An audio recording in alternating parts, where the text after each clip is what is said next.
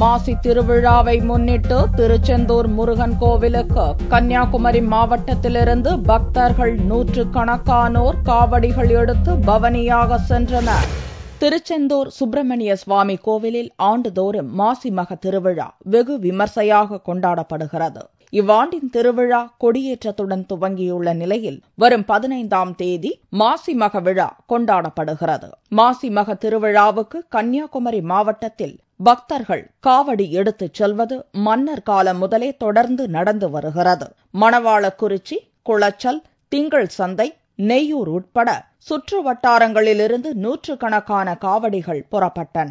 மலர் காவடி, சூரிய காவடி, அன்ன காவடி, பறக்கும் காவடி, சர்ப்ப காவடி என பல்வேறு காவடிகளை சுமந்து கொண்டு பக்தர்கள் பவனியாக புறப்பட்டனர்.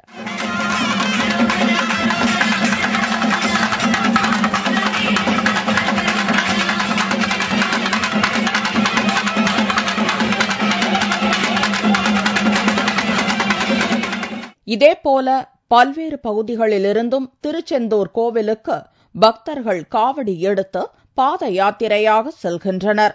பவனியின் போது ஆயிரக்கணக்கானோர் சாலையின் இரு பக்கங்களிலும் நின்று காவடியை தரிசித்தனர்.